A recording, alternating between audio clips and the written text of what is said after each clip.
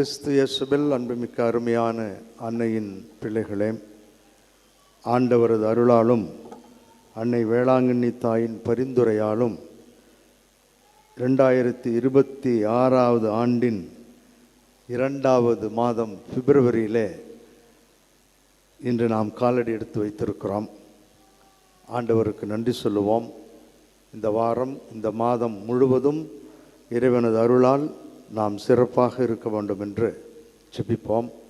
இன்றைய நம்முடைய சிந்தனைக்காக மகிழ்ச்சியும் மனநிறைவும், மகிழ்ச்சி மனநிறைவு என்பதை தந்திருக்கிறேன். இன்றைய வாசகங்களை ஒட்டி இந்த கருத்தும் நம்முடைய வாழ்வில் எப்படி இருக்கிறது என்பதை சற்று அலசி பார்ப்போம். மழைப்பொழிவிலே பேறு பெற்றவர்கள் என்ற பகுதியை இன்று நாம் வாசிக்க கேட்டோம். இன்றைய நற்செய்தியை 3 பிரிவுகளாக பிரித்து எளிமையாக இதை புரிந்து கொள்ளலாம். 1, நற்செய்தியின் பின்னணி. 2, பேறு பெற்றோர் யார். 3, நாம் பேறு பெற்றவர்களைப் போல வாழ முடியுமா. 1, நற்செய்தியின் பின்னணி. இயேசு ஒரு பெரிய அதிகாரமுள்ள போதகராக நாளுக்கு நாள் உருப்பெறுகிறார் என்பதை நாம் பார்க்கிறோம். Jesus becomes a very popular preacher. ஆகவே இவரை சுற்றி கூட்டம் எப்பொழுதும் அலைமோதுவதாக பார்க்கிறோம். இதனுடைய பின்னணியை நன்கு புரிந்து கொள்ள வேண்டுமானால் இதற்கு முந்தி இருக்கின்ற 4வது அதிகாரம் 25வது வசனத்தில் நாம் இவ்வாறு படிக்கிறோம். கலிலேயா, தெக்கப்போலி, எருசலேம், யூதேயா, யோர்தானுக்கு அக்கறை பகுதி ஆகிய இடங்களிலிருந்து பல ஊர்களிலிருந்து வந்தார்கள்.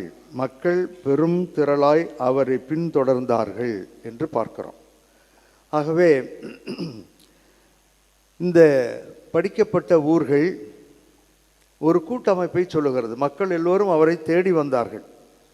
இதுவே தான் பிற்காலத்தில் மக்கள் பெரும் திரளாய் தொடர்ந்து வந்தார்கள் என்று சொல்லுகின்ற அந்த சூழலோடு நாம் வைத்து பார்க்கின்ற பொழுது இந்த கூட்டமைப்பு மக்கள், ஜியாகிரபி மற்றும் எல்லா மக்களும் ஒன்றிணைந்து இருக்கின்ற அந்த சூழல் அவரை எங்கே சென்று மிகவும் பெரிய போதகராக காட்டுகிறது என்றால், அவரது கல்வாரியில பாடுகள், மரணம், இறப்பு, பிறகு உயிர்ப்பு, இதில்தான் அவர் யார் என்பதை, பெரியவர் என்பதை உலக மக்கள் அனைவரும், மக்கள் திரள் எல்லோரும், நாடுகள் அனைத்தும் அவரை சார்ந்திருக்கின்றன.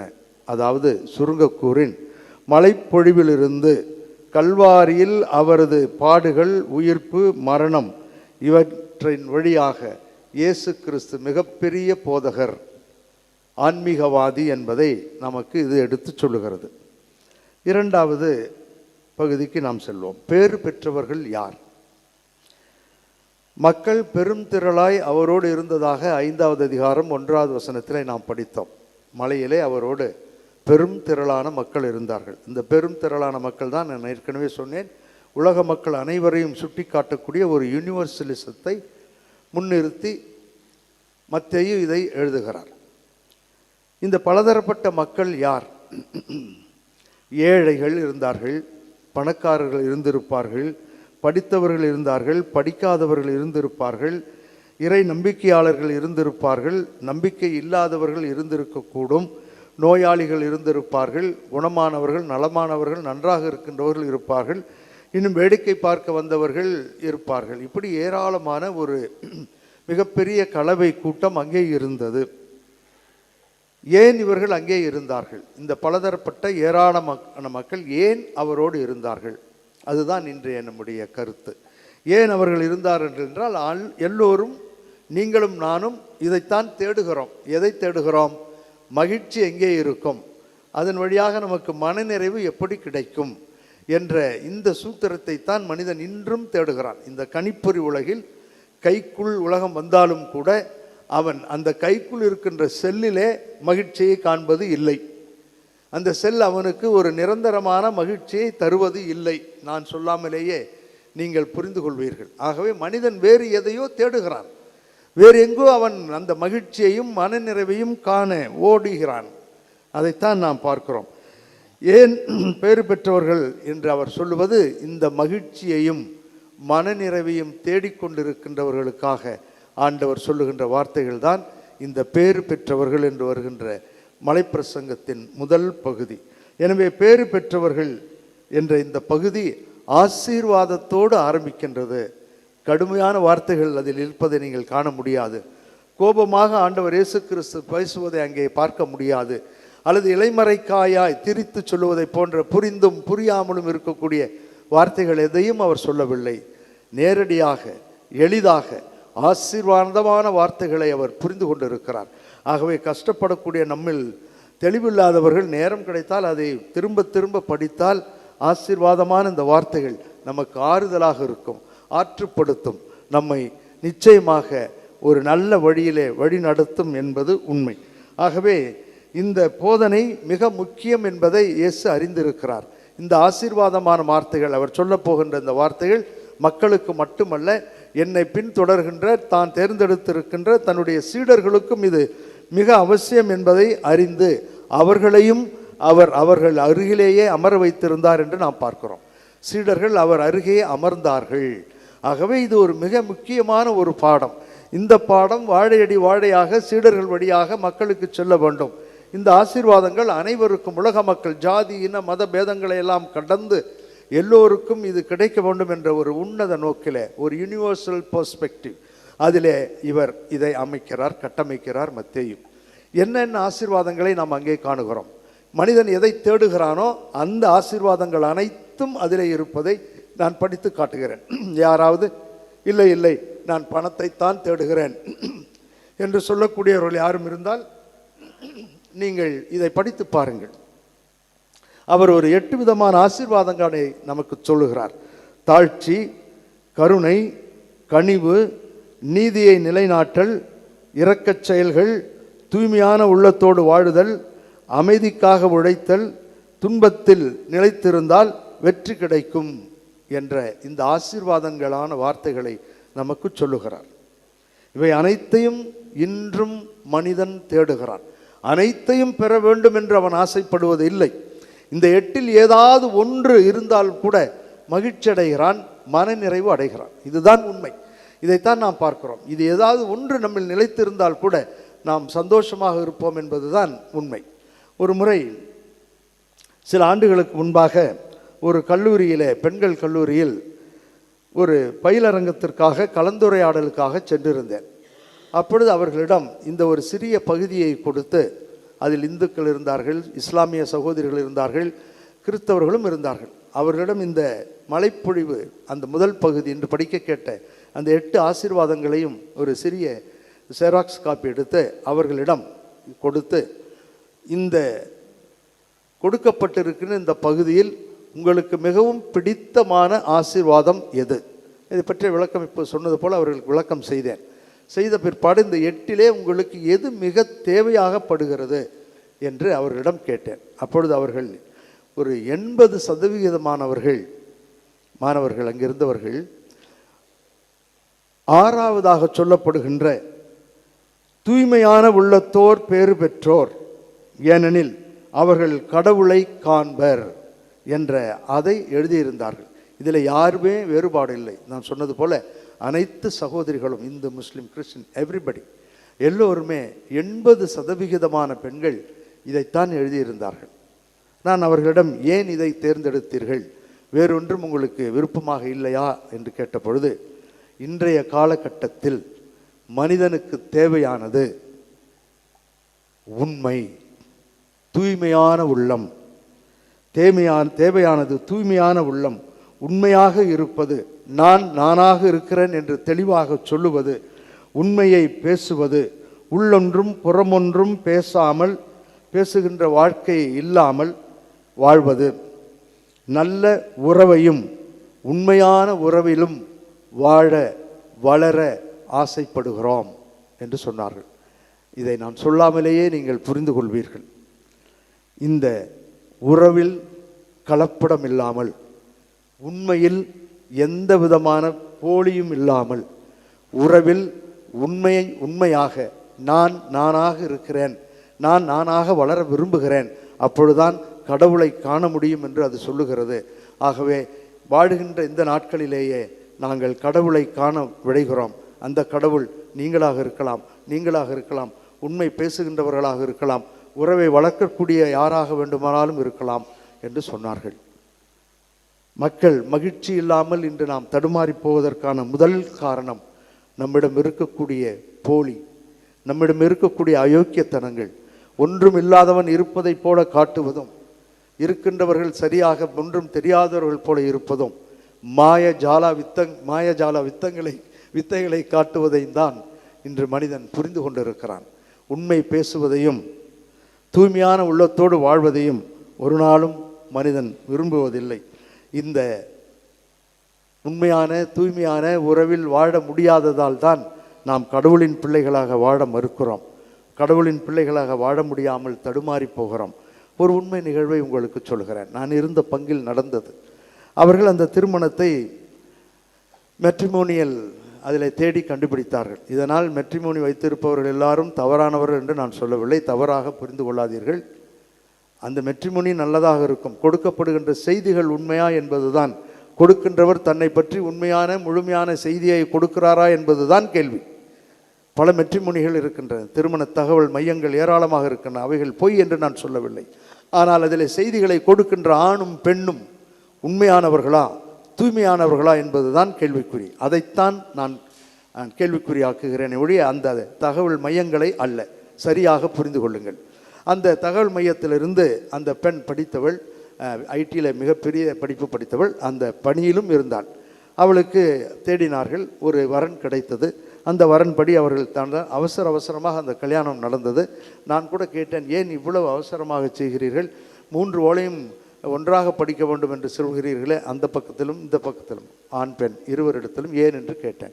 இல்லை ஃபாதர், இந்த வர்ணை விட்டால் போச்சு ஃபாதர், மெட்ரிமோனியில் வந்தது ஃபாதர், இந்த பையன் நல்லா இருக்கான், நிறையா எழுதியிருக்கிறாரு, பல வேலைகள் செய்வதாக சொல்லியிருக்கிறார், என் பெண்ணை பற்றி தான் உங்களுக்கு தெரியும், ஆகவே முடித்து விடலாம் என்று வேகமாக செய்கிறோம் என்றார்கள். தேவையானதை செய்து கொடுத்தேன். 3 மாதங்கள் கழித்து அவர் மிகவும் வருத்தத்தோடு சொன்னார், அந்த பையன் சொன்னது ஒன்று, அவன் இருக்கிற இடம் ஒன்று, அவன் வேலை செய்கிறது ஒன்று ஃபாதர், நாங்கள் ஏமாந்து விட்டோம் என்று சொன்னார்கள். உடனே நான் அந்த பங்கு தந்தைக்கு தொலைபேசியிலே தொடர்பு கொண்டு, ஃபாதர் இந்த மாதிரி சொல்லுகிறார்களே, அந்த பையனுக்கு சற்று கவுன்சிலிங் கொடுத்து வாழச் சொல்லி சொல்வீர்களா என்று சொன்ன பொழுது அவர் ஒரே வார்த்தையில் முடிச்சிட்டார், என்னையே பிளாக்மெயில் பண்ணி எனக்கே தெரியாமல் இந்த இதெல்லாம் செஞ்சுட்டாங்க ஃபாதர், அந்த குடும்பத்தோடு நான் ஒன்றும் பேசுவதற்கு இல்லை, வேறு ஏதாவது முடிந்தால் செய்து கொள்ளுங்கள் என்று ஒத்த வரியில் முடிச்சிட்டார். நல்ல குடும்பம் இல்லை, அவர்கள் எழுதி கொடுத்ததற்கெல்லாம் நான் பொறுப்பாக முடியாது, ஓலை எழுத வந்தார்கள், அதை செய்தேன், என்னுடைய கடமையைத்தான் நான் செய்தேன் என்று சொல்லிவிட்டார். இந்த பெற்றோரும் நானும் அந்த குழந்தைக்கு எவ்வளோ உற்சாகம் கொடுத்தோம், ஊக்கம் கொடுத்தோம். இன்னத்தை எப்படியாவது தம் கட்டி இருமா பார்க்கலாம் என்று எவ்வளோ அந்த பெண் உற்சாகத்தோடு சென்றுதான் உழைத்தாள். இறுதியிலே அவளால் அந்த ஏமாற்றத்தையும் பொய் சொல்லுகின்ற அந்த குடும்பத்தையும் பித்தலாட்டமும் வேஷமும் போலியுமான அந்த இடத்துல அந்த அருமையான பெண்ணால் வாழ முடியவில்லை. ஒரு நாள் கிடைத்த அனைத்தையும், கொடுத்த பொருட்கள், பணம், நகை அனைத்தையும் எடுத்துக்கொண்டு யாரும் அறியாத நேரத்தில் வீடு சேர்ந்து விட்டாள். எதை அள்ளிக்கொண்டு போகிறோம்? இதுதான் உங்களிடம் நான் வைக்கிறேன். ஏன் நம்மிடம் அந்த தூய உள்ளம் இருப்பதில்லை? ஏன் நம்மிடம் இந்த பித்தலாட்டங்கள்? ஏன் இந்த போலி கௌரவங்கள்? ஏன் இந்த ஈகோ என்ற பேய் நம்முடைய குடும்பங்களை ஆட்டி படைக்கிறது? இப்பொழுது தங்க விலை எங்கோ சென்று விட்டது. எத்தனை குழந்தைகளுக்கு திருமணம் ஆகாமல் நின்று விடுமோ என்று ஏங்கி தவிக்கிறோம். ஒவ்வொரு நாளும் அன்னையினுடைய திருப்படத்தில் முட்டி போட்டு குழந்தைகளுக்காக, சிறப்பாக பெண்களுக்காக ஜெபிக்கிறோம். பித்தலாட்டங்கள். ஆகவே இவைகளிலிருந்து நாங்கள் விடுபட வேண்டும் என்பதற்காகத்தான் நாங்கள் இதை ஒரு ஜெபமாக, ஆசீர்வாதமாக இதை எழுதியிருக்கிறோம் என்று இந்த பெண்கள் எல்லோரும் சொன்னது, நான் சொன்ன இந்த நிகழ்ச்சிக்கு உண்மையான நிகழ்ச்சியாக இருக்கிறது. இப்பொழுது 3வது கட்டத்திற்கு வருகிறோம். வாழ முடியுமா? சாமி சொல்லிடுவார், அவருக்கு என்ன கஷ்டம்னு. இல்லை, எங்களுக்கும் வேதனைகள் உண்டு, இல்லறம், துறவரம், தனியறத்தில் நடைபெறுகின்ற அனைத்து அயோக்கியத்தனங்களை பார்க்கின்ற பொழுது எங்களுக்கும் வேதனைகள் உண்டு. நாங்களும் அந்த மாதிரி பித்தலாட்டத்திற்குள் சென்றுவிடக்கூடாது என்று ஒவ்வொரு குருவும் ஒவ்வொரு நாளும் ஜெபிப்பது உண்மை. ஆகவே வாழ முடியும், வாழ வேண்டும் என்பதற்காக 3-4 வசனங்களை படித்து முடிக்கிறேன். தீமோத்தேயுவுக்கு எழுதிய முதல் திருமுகத்தில் 1வது அதிகாரம் 5-6 வசனங்களில் இவ்வாறு நாம் பார்க்கிறோம். தூய்மையான உள்ளம், நல்ல மனச்சான்று, வெளிவேடுமற்ற விசுவாசம் ஆகியவற்றிலிருந்து அன்பை தூண்டுவதே நான் கொடுத்த கட்டளையின் நோக்கம். என்னுடைய நோக்கம் அதுதான். இறைவன் இயேசு கற்பித்தது அதுதான், அந்த ஆசீர்வாதம் தான். இந்த நோக்கத்தை கைவிட்டு வீண் பேச்சில் பலர் ஈடுபட்டுள்ளனர். உண்மை. இந்த பேச்சை விட்டுவிட்டு மீதி எல்லாவற்றையும் நாம் செய்கிறோம். இதையே சற்று விளக்கமாக எசேயா புத்தகம் 1வது அதிகாரம் 15-17 ஆண்டவர் எவ்வாறு சொல்லுகிறார் என்று பாருங்கள். இதனுடைய தலைப்பு 10வது வசனத்திலே இருக்கும். நான் 10லிருந்து படிக்கவில்லை, வெறும் 15-17 மட்டும் படிக்கிறேன். வெளிவேடக்காரருக்கு எதிராக தலைப்பு.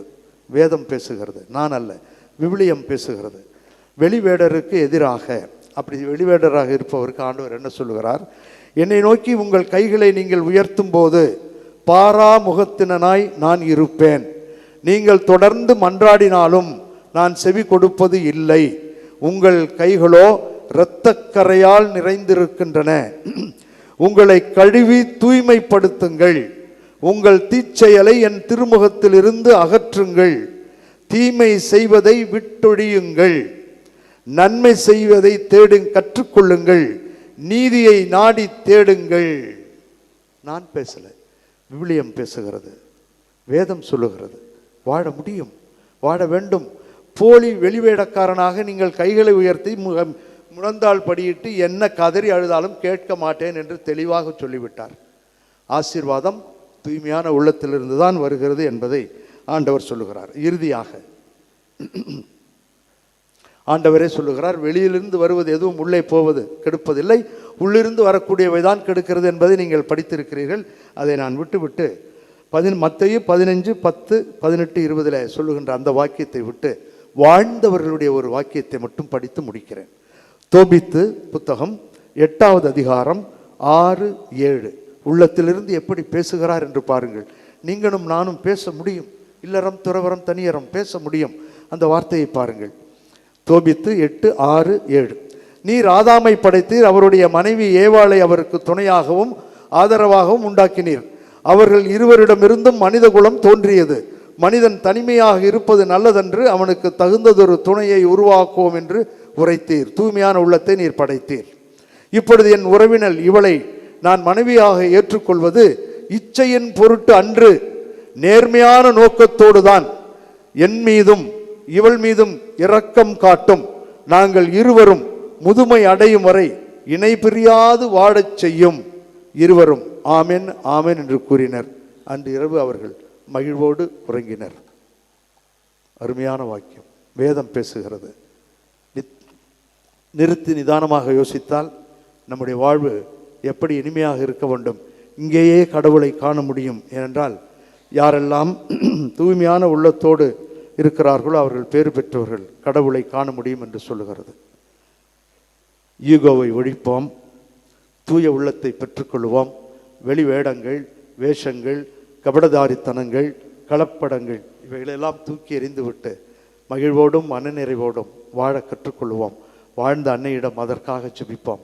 ஒரே ஒரு முறை வாழப்போகிற இந்த வாழ்வு அர்த்தமுள்ள வாழ்வாக இருக்கட்டும், வெளிவேடம் இல்லாத வாழ்வாக இருக்கட்டும், ரம்மியமான வாழ்வாக இருக்கட்டும்.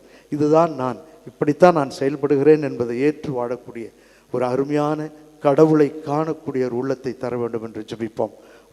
ட்ரூம் ஒரு முறை தான் நடக்கப் போகிறோம். இந்த ஒரு முறை நடக்கப் போகின்ற வாழ்வு நமக்கு மகிழ்வான கடவுளை உங்களில் என்னில் காணக்கூடிய அமைதி கிடைக்க வேண்டும் என்று தொடர்ந்து ஜெபிப்போம். வல்ல இறைவன் இந்த ஒரே ஒரு முறை வாழப்போகின்ற வாழ்வை ஆசீர்வதித்து வழி நடத்துவாராக. ஆமீன்.